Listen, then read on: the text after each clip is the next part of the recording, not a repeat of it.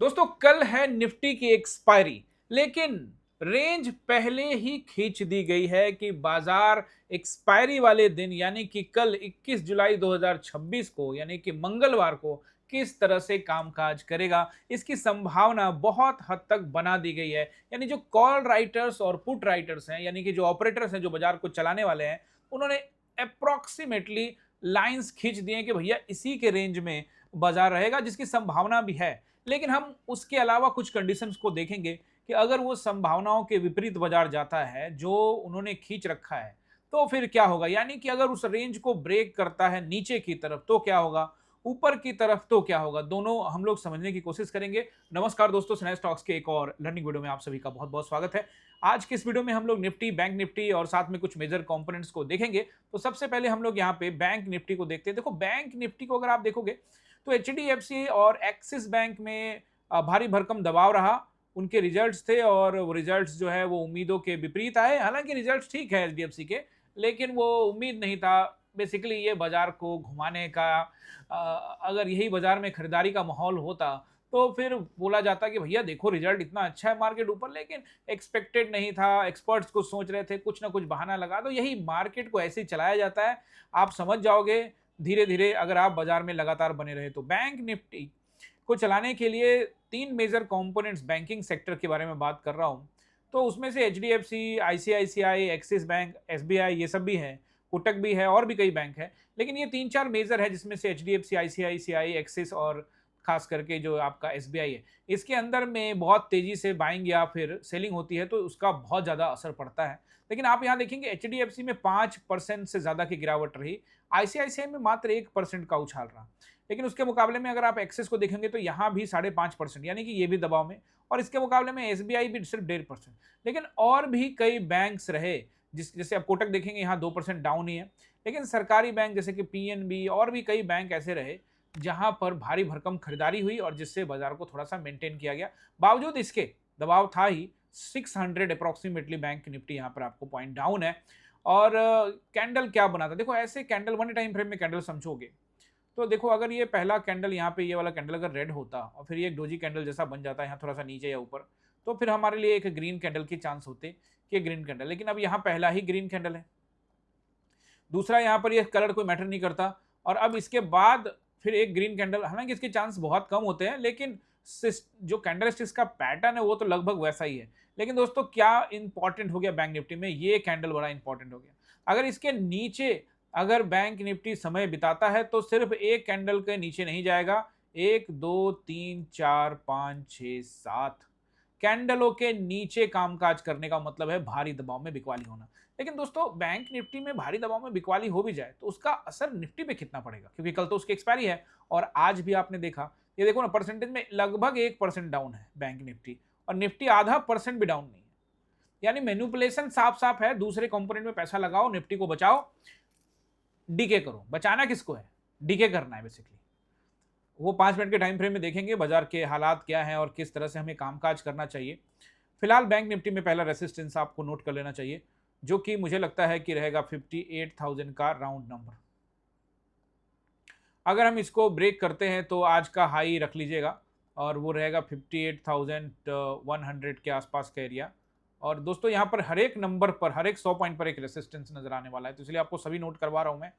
ये सारे नंबर जो है वो एक रेसिस्टेंस रहेंगे। मुझे इसके ऊपर तत्काल में नजर नहीं आता तो मैं ये नहीं बता रहा हूँ, इसकी यहाँ तक ठीक है, यहाँ से भी इक्वाली देखने को मिलेगी।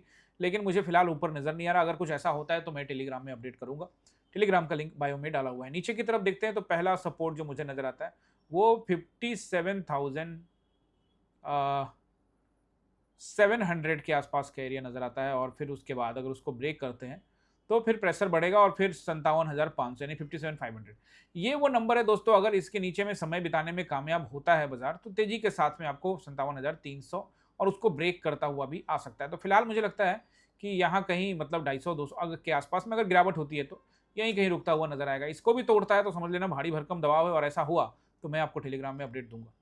ओके, तो ये हो गया आपका बैंक निफ्टी। एचडीएफसी को अगर आप देखते हो तो आज एक बड़ा गैप डाउन है। और दोस्तों आपको याद भी होगा कि रिजल्ट विजल्ट ये वो, मैं आपको हमेशा कहता हूँ मुझे इन सब चीज़ों से कोई फर्क नहीं पड़ता। मुझे चार्ट देखना, रिजल्ट अच्छा है बुरा है कोई फर्क नहीं पड़ता। अगर चार्ट में 840 के ऊपर में समय बिता रहा है, तो इसका मतलब साफ है कि डिमांड बढ़ सकती है। अब रिजल्ट अच्छा आए खराब आए उसके लिए नीचे चला गया ऊपर चला गया, मैंने तो आपको साफ कहा था 840 is a really a great resistance, इसके ऊपर में समय बिताना जरूरी है। अब रिजल्ट के नाम पर गिरा दो या उठा दो उसके चक्कर में मैं रहता नहीं, मैं सिर्फ चार्ट रीडिंग करता हूँ। अगर 840 का रिजल्ट अच्छा तो था ही, लेकिन मान लेते किसी वजह से और अच्छा होता और 840 के ऊपर क्रॉस करके करता, तो मैंने पहले बोला था 840 के ऊपर में क्रॉस करेगा तो चांसेस रहेंगे कि और ऊपर की ओर खींचे। लेकिन फिलहाल यहाँ पर आपको भारी भरकम गैप डाउन के साथ में 5% नीचे टूटता हुआ नजर आ रहा है। One of the major component of bank Nifty and Nifty, major component, भारी भरकम गिरावट देखने को बाजार में मिल सकती थी, लेकिन भाई मैनिपुलेशन हुआ, छोटे मझौले कंपनियों में पैसा लगा के बाजार को मैनिपुलेट किया गया। भारतीय बाजार है दोस्तों विश्वगुरु, जैसा कि मैंने कल भी कहा था आपको कि इसका लेवल ही अलग है। खैर, इसके इसी स्वभाव को ध्यान में रखते हुए ही हमें पैसा बनाना है, इसके चरित्र को ध्यान में रखते हुए पैसा बनाना, जिस पर आज बात करेंगे, बहुत जरूरी है। नहीं तो बहुत सारे हमारे जो दोस्त हैं वो ट्रैप हो जा रहे हैं, क्यों हो जा रहे हैं, कैसे हो जा रहे हैं, उस पर बात करना बहुत जरूरी है, क्योंकि अगर हमारा दुश्मन शातिर है तो हमें भी शातिर बनना पड़ेगा, ठीक है ना। तो हम 777 के आसपास में इसमें बंद हुए, तो ये अभी मैं एग्जैक्टली नहीं कह सकता कि यहाँ सपोर्ट लेगा नहीं लेगा, बट ये एक प्रेशर में है और इसको और नीचे आना चाहिए। लेकिन चूंकि एक बड़ा रेड कैंडल आ गया है, तो ऐसे में आपको जो है कई बार जो है वो छोटा सा ग्रीन या कहीं रुकता हुआ नजर आए, क्योंकि लोग सब सेंटिमेंट में पुट लेके गए होंगे, तो ऐसा करता है कई बार। अदरवाइज सेंटिमेंट के साथ भी चल सकता है, यानी कि गिरावट यहाँ पर देखने को मिल सकती है। नीचे की तरफ देखते हैं तो आईसीआईसीआई बैंक के अंदर में, जैसा कि मैंने आपको कल भी कहा था, तो ये जो बॉक्स है ये एक रेसिस्टेंस लाइन है, इसके ऊपर में सस्टेन करने का मतलब है ऑल टाइम हाई के अप्रोक्सीमेटली पहुंच जाना, पहुंच ही गया है एक प्रकार से देखा जाए तो, ज़्यादा दूर है नहीं, सिर्फ 40-50 रुपए का अंतर है, उसके बाद नया ऑल टाइम हाई आपको आईसीआईसीआई में देखने को मिल सकता है। खैर, आईसीआईसीआई में क्या होगा नहीं होगा, फिलहाल आपको ये ध्यान रखना है कि ये जो जोन है ये इंपॉर्टेंट है, इसके ऊपर में सिस्टम इसको जो है थोड़ा समय बिताना पड़ेगा, सस्टेन करना पड़ेगा। अगर ये सस्टेन करता है तो फिर हो सकता है कि ऑल टाइम हाई को ब्रेक करे, अगर नहीं तो फिर वापस उल्टे कदम वापस आने की संभावना बन सकती है। अब डिपेंड करता है कि कल निफ्टी के एक्सपायरी में सेलर्स के क्या प्लान होंगे, उसको ध्यान में रखकर ही ये आईसीआईसीआई बैंक और एचडीएफसी बैंक में पैसा निकाला या लगाया जाएगा, क्योंकि मेजर कंपोनेंट है। तो वो मैं आपको निफ्टी में आगे बताने वाला हूं कि क्या कुछ निफ्टी में हो सकता है। रिलायंस की तरफ देखेंगे तो रिलायंस जो है आज, जैसा कि मैंने आपको पहले भी कहा था कि ऊपर जाता है तो फिर नीचे ही आता है, तो कल आपने देखा था फ्राइडे को कि ऊपर बंद किया था, लेकिन आज फिर से ऊपर जाने के बाद नीचे आके बंद हुआ है। मैं फिर से आपको याद दिला दूं जब तक 1360 यानी कि 1360 के ऊपर में कारोबार ना करे, समय ना बिताए, ब्रेकआउट ना दे, तब तक इस पर भरोसा करना सही नहीं है।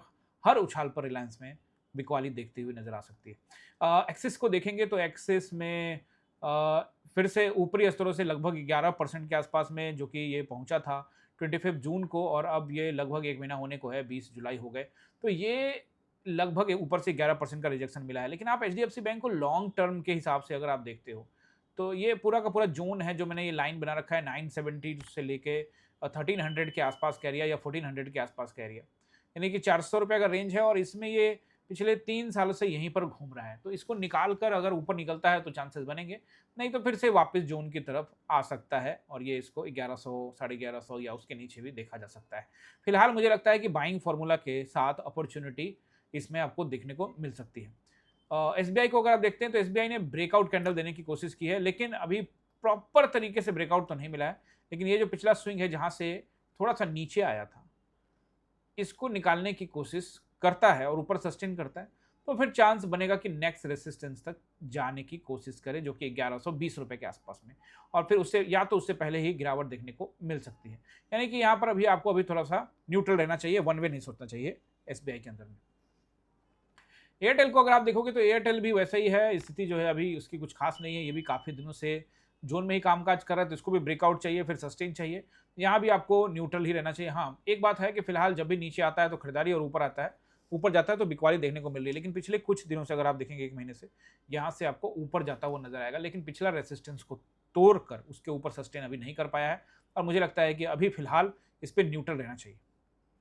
ओके दोस्तों, अब हम लोग आ जाते हैं निफ्टी की तरफ। तो निफ्टी में सबसे पहले आपको ये जानना होगा कि मेरे पोजीशंस क्या थे, और साथ में मैं आपको ये बताऊंगा कि मार्केट पिछले कुछ दिनों से रेंज में कामकाज कर रहा है, तो ट्रैपिंग की समस्या बहुत ज़्यादा बन गई है।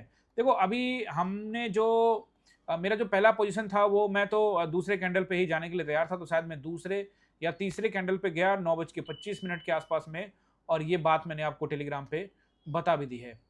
My position is high aggressive, 9:25 में मैंने आपको बता दिया, और आप चेक कर सकते हैं कि ये ट्रेड मैंने जो है आज का, देखिए 9:25 में ही, देखिए बिल्कुल आपको सही टाइम पर मैंने जो है आपको बताया कि बिल्कुल जहां मैंने उधर वो अपने पोजीशंस बनाए और आपको भी बता दिया। और ये यहाँ से अगर आप देखेंगे तो 235 से शुरू होता है ये, और लगभग 275 यानी कि लगभग 40 रुपीज़ के आसपास में मिलता है। तो अगर आप 40 रुपीज़ इस मार्केट में नहीं बुक करते हैं तो फिर पछताना पड़ सकता है, वो मैं आगे बात करने वाला हूँ। दूसरा ट्रेड 10:37 में किया, जो कि 220 रुपए के भाव के आसपास से चला, और 290 रुपए यानी 70 रुपए, पहले के ट्रेड में 40 और फिर 70 रुपए के आसपास में मिलते हुए नजर आए। और थर्ड ट्रेड में लगभग वही 20 रुपया 25 रुपए के आसपास में, और हो सकता है कि किसी ने इसमें ज़्यादा बुकिंग नहीं की होगी, लेकिन मैंने दूसरे तीसरे ट्रेड में लॉट मैनेज करने के लिए कहा था, क्योंकि पहले और दूसरे ट्रेड में प्रॉफिट हो चुका था। अब दोस्तों कई लोग जिस पर बात करना बहुत जरूरी है, तो आपको पता लग गया पहला पोजीशन यहाँ, दूसरा यहाँ, और फिर उसके बाद जो है मार्केट नीचे आता हुआ नजर आया। लेकिन दोस्तों यहाँ पे कहानी में ट्विस्ट ये है कि पोजीशंस बुक नहीं कर पा रहे लोग, इसके पीछे का रीजन साइकोलॉजी समझना बहुत ज्यादा जरूरी है। जिन लोगों ने बुक किया वो अच्छी बात है, लेकिन जिन्होंने नहीं बुक किया तो क्या उनको आगे इसी तरह से बुक कर लेना चाहिए थोड़ी गिरावट के बाद, या फिर वो फिर से होल्ड करे, और फिर ट्रैप होने की संभावना कितनी रहेगी, ऐसा सोच कई लोग जानना चाहते होंगे, सवाल होगा ऐसा। तो मैं आपको यहां पर बता देता हूं दोस्तों, मार्केट जो है एक रेंज में कामकाज कर रहा है। आप अगर आप जल्दी अपने पेमेंट को, यानी कि आपका जो प्रॉफिट है उसको अगर आप जल्दी बुक कर लेते हो तो इसमें कोई बुराई नहीं है इस बाजार में। हाँ, ये जरूर है दोस्तों कि जब आपने यहाँ पर बुक कर लिया तो मार्केट बहुत तेजी से आपके बुक करने के बाद नीचे आया, फिर यहाँ भी बहुत तेजी से नीचे आया, और उससे पहले भी आपने देखा था कि बुधवार को भी ये बहुत तेजी से 8 जुलाई को बहुत तेजी से नीचे आया था। तो यहाँ पर कई बार लोग रिग्रेट करते या थोड़ा वेट कर लेता, और फिर ऐसे स्थिति में मार्केट में लोग वेट करते, और वेट करने का नतीजा ये होता है जैसा कि फ्राइडे को हुआ था, प्रॉफिट वेट करने का नतीजा ये हुआ कि वो लॉस में तब्दील हो गया। देखो, मैं तो एक प्रोफेशनल हूं, और सीधा सीधी मैं आपको बताऊं कि मैं काफी टाइम से ट्रेड कर रहा हूं, तो मैं अपने रिस्क और रिवॉर्ड को लेकर पूरी तरह से समझता हूं कि मैं इतना लॉस कर रहा हूं तो उसका क्या होगा। देखो, अभी मुझे इन सब बातों से खास फर्क नहीं पड़ता, ये मैं बात आपको इसलिए बता रहा हूं। ऐसा नहीं है कि बहुत लॉस हो जाएगा तो फर्क नहीं पड़ेगा, बिल्कुल पड़ेगा, लेकिन एक दायरे में, अगर जैसे कि मुझे आज ट्रेड में लॉस हो गया या कल ट्रेड में लॉस हो गया, तो इसका असर ज्यादा मेरे ऊपर नहीं पड़ेगा। बिगिनर्स को इसका असर ज्यादा पड़ता है कि अगर आप उनको बैक टू बैक एक लॉस या दो लॉस तीन लॉस हो जाए तो फिर उनका माइंडसेट खराब होने के चांसेस बहुत ज्यादा रहते हैं, गलतियां करने के चांसेस बहुत ज्यादा बढ़ते हैं। पर दोस्तों, इससे हर किसी को गुजरना पड़ता है, मुझे भी गुजरना पड़ा है और अभी भी गुजरना पड़ता है कई बार। अभी भी माइंडसेट थोड़ा बहुत दाएं बाएं होता है, वो पार्ट ऑफ द गेम है, क्योंकि साइकोलॉजी से जुड़ा हुआ है और आपके माइंड पर सीधे वॉर करता है। ये आपको अपने मस्तिष्क को ही मजबूत बनाना है, बाकी ट्रेडिंग में कुछ नहीं है, साइकोलॉजी ही है, उसके अलावा सब धुआं धुआं है। समझ रहे हो ना? तो ये तो हमारी बढ़िया ट्रेड थी, और उसके बाद जो मैं बात करने वाला हूं उसको समझिए। मार्केट रेंज में है, तो ऐसे में अगर आपको कोई डिसेंट प्रॉफिट दिख जाए, तो मैं आप कई लोग पूछते sir what is the decent profit, कि एक लॉट पर मुझे कितना मिले। तो देखो, मैं तो आप जो मैं लेता हूं उसके हिसाब से मैं आपको समझाऊंगा कि जो मेरे पोजीशन होते हैं वो 220 से लेके 260 के आसपास में, 5-10 रुपए ऊपर नीचे चलेगा, 220 से लेके 260 के बिटवीन में कॉल या पुट के जो प्रीमियम होते हैं वो मैं बाइंग करता हूं। तो अगर मैं एग्जांपल के रूप में पुट के प्रीमियम में गया, तो आज पिछले कुछ दिनों को मार्केट में ध्यान रखते हुए मुझे लगता है कि 30 से लेके 50 रुपीज के बीच में आपको कुछ भी मिल रहा है, वॉट एवर 35, 40, 45, 50 के बीच में मुझे लगता है कि आपको इसमें पैसा बुक कर लेना चाहिए, इस मार्केट को ध्यान में रखते हुए। मैं इस बात को मानता हूं कि हमारे साथ जो भी लोग ट्रेड करते हैं वो एक ह्यूज प्रॉफिट लेना चाहते हैं, कि उनको लगता है कि सर काफी देर तक बैठे हैं, उन्होंने 70, 80, 90, 100, 200 तक का प्रॉफिट ले लिया। तो दोस्तों, ये बात नहीं है। आज आपने देखा ही मार्केट किस तरह से यहाँ पे आने के बाद वापस से ट्रैपिंग किया, और इससे पहले भी बाजार जो है ट्रैपिंग किया, फ्राइडे को भी आपने देखा। तो मुझे जो लगता है वो मैंने आपको समझाने की कोशिश करी, जो मैं अक्सर पहले जब मैं ट्रेडिंग में था तो बहुत सारी गलतियां करता था। तो अभी देखिए, ये वापस से फिर जब यहाँ पे कल भी आपने देखा फ्राइडे के दिन कि एक अच्छा प्रॉफिट दिखाने के बाद, और मैंने आपको कल बताया भी था कि एक प्रॉफिट दिखाने के बाद यहाँ पे हम उस ट्रेड को नहीं काटते हैं, हालांकि वो प्रॉफिट छोटा ही होता है, 20-22 रुपए 25 रुपए का ही, और फाइनली जो है 60 रुपीज का लॉस होता है, क्योंकि मार्केट ने ट्रैप किया। इसका मतलब है कि मार्केट रेंज में है तो उनको ट्रैप करने की संभावना बहुत ज्यादा है। तो आप किसी भी ट्रेड में रहें, कॉल या पुट में, अपने पोजीशंस को लेकर सतर्क रहना बहुत जरूरी है, और ऑन टाइम 30 से लेकर 50 रुपीज में बुक करने में फिलहाल कोई मुझे लगता है कि ऐसा नहीं सोचना चाहिए कि बुक करने में हमको कोई बुराई है, बुक कर लेना चाहिए। हाँ, आप एक दिन जरूर, आप जब बुक कर लोगे उस दिन ऐसा हो सकता है कि मार्केट बहुत तेजी से नीचे जाए। तो फिर मैं आपको दो चीजें बता रहा हूं जो आपको समझना चाहिए। या तो आपका डिसिप्लिन क्लियर है कि मार्केट यहां से यहां आए या फिर इस वाले रेंज को तोड़कर यहाँ से यहाँ चले जाए। मेरा पॉइंट यहीं पे है, मुझे यहाँ 30 से 40 रुपीज़ मिल रहे हैं, 50 रुपीज़ मिल रहे हैं, मैं इधर खसक रहा हूँ। उसके बाद मुझे क्या मिल रहा है उसे नहीं लेना, ठीक है ना? तो ये अगर पॉइंट है तो फिर आप चाहे मार्केट में रेंज में रहेगा तब भी आपको बनेगा, अगर वो ब्रेक करता है तभी बनेगा। लेकिन अगर आपके दिमाग में ये चल रहा है कि यार यहाँ से यहाँ आया है लेकिन यहाँ से यहाँ भी आ सकता है, तो ठीक है ना? तो ऐसे स्थिति के लिए अगर ये यहाँ से यहाँ आके यहीं से पलट जाए तो नुकसान होगा। तो कल जो नुकसान होगा उसको लेकर अगर आप कल उस आपके माइंडसेट पे असर नहीं पड़ेगा, तब तो आप फिर से कल वेट करो और फिर यहाँ तक का आपको फायदा आएगा और आपका 2-3 दिन का 4 दिन का नुकसान भी 1 दिन में मार्केट आपको अदा कर देगा। लेकिन वो माइंडसेट गेम है। अगर आप 2 दिन डरते हो तो फिर तीसरे दिन 2 दिन आपका लॉस होता है तो तीसरे दिन, चौथे दिन, 5वें दिन, छठे दिन भी लॉस होने की संभावना है क्योंकि डर आ जाता है। तो मैंने आपको 2 पॉइंट्स बता दिए कि अगर आप तो अपने टारगेट को लेकर पूरी तरह से एकदम रिजिड हो कि यहाँ आएगा तो ठीक है, तो वो फिर आज और 2 दिन, 3 दिन लॉस होने के बावजूद भी तीसरे, चौथे दिन भी आपको यही करना पड़ेगा। यानी एक ही स्ट्रैटेजी को लेकर आपको काम करना पड़ेगा, ठीक है? या फिर आप अपनी स्ट्रैटेजी को सिंपल बना लीजिए और वो ये है कि इंट्राडे में यहाँ से यहाँ गाड़ी खुली, यहाँ पे बंद होगी, फिर यहाँ से चली, फिर यहाँ बंद होगी। यानी कि मार्केट को 5 मिनट के टाइम फ्रेम में देखो, कैसे शुरू हुआ। यहाँ हम ट्रेड में एंट्री किए, डे लो ये कैंडल था, हमने बुक किया, फिर ऊपर गया, आपने डे हाई को देखा, एंट्री किया, फिर यहाँ डे लो के पास आया, बुक किया। अब ये तोड़ेगा, नहीं तोड़ेगा, ये होगा, वो होगा। ऐसा करने से, बुकिंग करने से क्या होता है, आप सुरक्षित रहते हैं। हाँ, रिग्रेट मत करना कि आपने बुकिंग कर ली, उसके बाद गिरता चला गया। तो दोस्तों, यहाँ से यहाँ का अगर प्रॉफिट लेने में आप कामयाब हो जाते हो और आप डेली ऐसा कर पाते हो, तो वो बड़ा कैंडल आपको नहीं भी मिलेगा तो कोई फर्क नहीं पड़ता है। लेकिन अगर आपको बड़ा कैंडल चाहिए तो फिर वेट करना ही पड़ेगा। हालांकि उसके लिए मैंने कई फॉर्मूला निकाले हैं कि आप 50% बुक कर लो। लेकिन दोस्तों, 50% का फॉर्मूला है वो उन्हीं लोगों के लिए है जो 10 या उससे ज़्यादा, 10, 20, 30, 50 उससे ज़्यादा लॉट से कामकाज करते हैं। जो 2 लॉट से, 3 लॉट से, 5 लॉट से, 4 लॉट से काम करते हैं, उनको अपना पूरा पैसा बुक कर लेना चाहिए range to range. I hope कि समझे होंगे ये चीज़ और मेरे पोजीशंस को भी समझे होंगे। अब मैं आपको यहाँ पे सपोर्ट एंड रेसिस्टेंस निफ्टी के लिए बता देता हूँ। कल एक्सपायरी का दिन है, बाजार ने एक रेंज खींच रखा है। 5 मिनट के टाइम फ्रेम में मैं आपको रेंज भी समझा देता हूँ। तो आइए हम लोग यहाँ पे 5 मिनट के टाइम फ्रेम में देखते हैं। तो देखो, मैंने यहाँ पर आपको टेलीग्राम पे भी सुबह में डाला था कि ये लाइन लगा दिया था। देखो यहाँ पे टेलीग्राम में ये रहा, ये देखिए, यहाँ मैंने आपको दिया था ऊपर एक लाइन लगा के, 2 नीचे लाइन लगा के। और यहाँ पर अगर आप देखोगे तो ये देखो मार्केट ने क्या किया। फ्राइडे को आ जाओ, फ्राइडे को यहाँ से मार्केट ऊपर गया तो लोग इधर कॉल में गए होंगे, है ना? कॉल में गए होंगे तो इनको पैसा देने के लिए बाजार ऊपर क्यों जाएगा। और मान लो कि निफ्टी ऊपर जाता भी है तो यहाँ तक पहुंचने में प्रीमियम का जो यहाँ पे हाल होगा, निफ्टी 360 को ब्रेक करके 400 पे जाकर भी पहुंच जाए ना तो शायद इनको कॉल में कुछ पैसा मिले। और मार्केट ऐसा कर सकता है कि जो भी करना हो वो सेकंड सेशन में करे या लास्ट सेशन में करे। इसके चांसेस बहुत ज्यादा है दोस्तों। ट्रैपिंग के चांसेस लगातार बने हुए हैं। अब नोट कर लीजिए सपोर्ट एंड रेसिस्टेंस। देखो, ऊपर का बता दिया मैंने आपको, नीचे का जो नंबर है ना, नीचे भी क्या है कि जो लोग परसों पुट में गए होंगे, ये परसों तरसों देखो ना, ये बाजार को परसों तरसों ये सब जगह नीचे नीचे आ रहा है। इसकी शुरुआत कहाँ से हो रही है? बुधवार शुरू हुई। बुधवार यानी कि 15 जुलाई से निफ्टी के कॉन्ट्रैक्ट की शुरुआत हुई। तो उस दिन भी बाजार नीचे आया था, यानी कि पुट वाले ज्यादा हो सकते चांसेस हैं, क्योंकि नीचे आने के वजह से लोगों ने यहाँ पे बीटीएसटी किया होगा और फिर अगले दिन फिर से नीचे आया था। तो ऐसे में इसने एक रेंज तलाश लिया है और अगर इस रेंज की टेस्टिंग या उसको ब्रेक करने के चांसेस बनाता भी है तो ये इसके बहुत हद तक चांस है कि ये 2 बजे के आसपास, यानी पूरा दिन लास्ट सेशन में जाके करे ताकि प्रीमियम्स जो है वो डाउन हो जाए। So this is the planning of sellers towards retailers की रिटेलर्स ऐसे ऐसे फंसे होंगे, या फिर आप इसको सेलर्स के दृष्टिकोण से समझना चाहते हैं तो सेलर को ये बात पता है कि यहाँ पे लोग फंस गए तो उन्होंने यहाँ से कॉल बेच दिया और नीचे से पुट बेच दिया। अब मार्केट को इसके रेंज में चलाने की संभावना तो बनती ही है। दोनों कंडीशंस में आपको रिटेलर्स फंसे वो भी और सेलर्स ने उसी के हिसाब से अपने पोजीशन को बेच दिया, तो भी आपको वही समझ में आ रहा है कि मार्केट एक रेंज में रह सकता है। मुझे लगता है कि पहला रेसिस्टेंस आपको नोट करना चाहिए और वो रहेगा 24,260 से लेके 280 का एरिया। ब्रेक करता है तो 360। अभी देखो दोस्तों, निफ्टी को 360 के ऊपर में जाने की संभावना फिलहाल कम लगती है मुझे।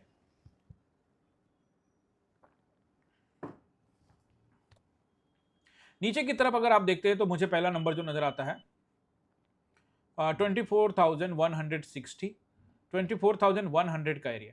मुझे नहीं लगता कि अभी 100 से नीचे जाने का ये सोचेगा। अगर सेलर्स और जो आपके कॉल राइटर्स और पुट राइटर्स यानी कि दोनों तरफ के सेलर्स का यही प्लान हुआ तो।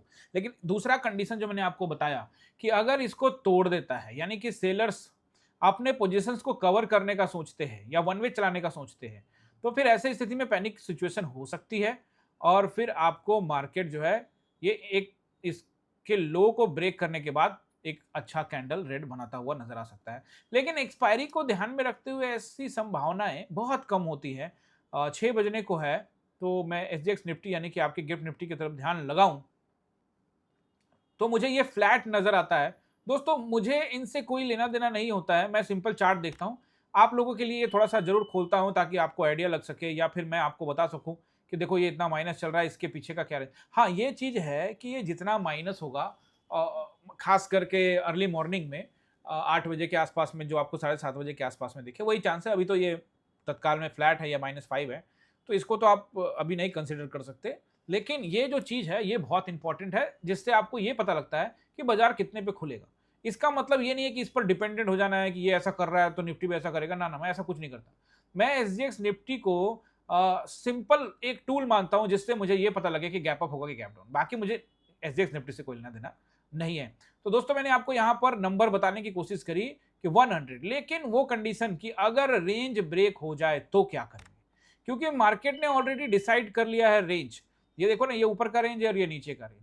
तो फिर कहानी में ट्विस्ट तो तभी आएगा जब नीचे के रेंज को ब्रेक करे, और नीचे को रेंज को ब्रेक करने के लिए डेलो उड़ाना पड़ेगा, यानी आज का डेलो उड़ाना पड़ेगा। तो चांसेस बन सकते हैं, इसमें कोई दो राय नहीं है।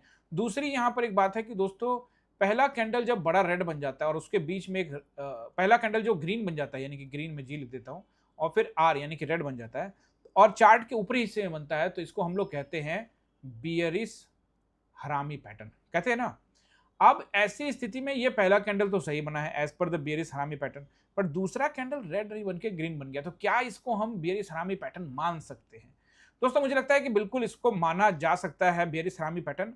साथ में ये कि इनसाइड कैंडल भी है, यानी कि अगर इस कैंडल के नीचे हमको क्लोजिंग मिलती है तो बिकवाली बढ़ने की पूरी संभावना होगी, और उसी तरह से मार्केट अगर ऊपर की तरफ क्लोजिंग देता है तो फिर खरीदारी करने की बाजार में संभावना बन सकती है। दोस्तों आई होप कि आपको समझ में आया होगा सपोर्ट रेसिस्टेंस, और मैंने आपको बता दिया कि मार्केट का रेंज क्या है। उस रेंज को ब्रेक करता है, समय बिताता है, तो फिर पैनिक खरीदारी या बिकवाली देखने को मिलेगी। लेकिन मेरा जो झुकाव है वो बिकवाली की तरफ ज्यादा है, खरीदारी की तरफ मुझे भी फिलहाल कल की एक्सपायरी के लिए तो नहीं दिखता है मार्केट।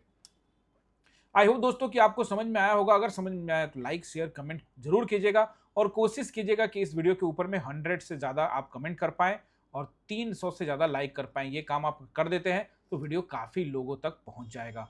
दोस्तों एक और अनाउंसमेंट जो कि मैं पिछले कई दिनों से कर रहा हूँ, कई लोग नए आते रहते हैं तो उनके लिए भी अनाउंसमेंट। दोस्तों मैं 7 डेज का एक वर्कशॉप ऑर्गेनाइज कर रहा हूँ, और इसके लिए मैं आ रहा हूँ उदयपुर में।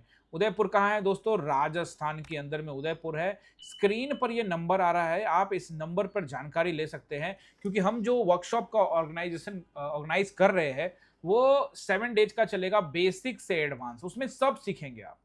बिल्कुल भी आप ये मत सोचना कि आप नॉर्मल चीजें सीखने वाले हो, बिल्कुल एडवांस बेसिक्स तो सीखोगे, high advance high secret strategies, जो बड़े प्लेयर्स लोगों को कैसे रिटेलर्स को उल्लू बनाते हैं, ऐसी ढेर सारी बातें तो हम लोग वैसे यूट्यूब पे करते ही है, बट वो फेस टू फेस सामने सामने बैठकर आपको जब मैं बताऊंगा तो आपको काफी हद तक कई चीजें जो है वो क्लियर होगी। वो तो तभी पता लगेगा जब आप सामने आएंगे। तो अगर आप आना चाहते हैं उदयपुर तो दोस्तों तारीख मैं आपको बता देता हूँ। ये शुरू होगा 2 अगस्त में, आपको आ जाना है, और 8 अगस्त तक चलेगा। बेसिकली क्लास शुरू होगी 3 अगस्त को, बट 2 अगस्त को आपको आ जाना है। अब आपको जानना होगा कि इसका डिटेल क्या है, कि कैसे जानकारी ले, कितना खर्चा आएगा, कैसे रहेंगे, क्या खाएंगे। तो दोस्तों ये नंबर आ रहा है स्क्रीन पर 6206381623, इस नंबर पे कॉल या व्हाट्सएप करके आप जानकारी ले सकते हैं। दोस्तों अगर आपको वीडियो अच्छा लगा है तो लाइक शेयर सब्सक्राइब कर दीजिएगा। चलते चलते आप सभी से रिक्वेस्ट कि चैनल को ज्वाइन नहीं किया तो जल्दी से ज्वाइन कर लीजिए, और इसके लिए क्लब अर्जुन और द्रोणा किसी भी प्लान को आप ले सकते हैं। नमस्कार दोस्तों, मिलते हैं किसी और वीडियो में। बहुत बहुत धन्यवाद।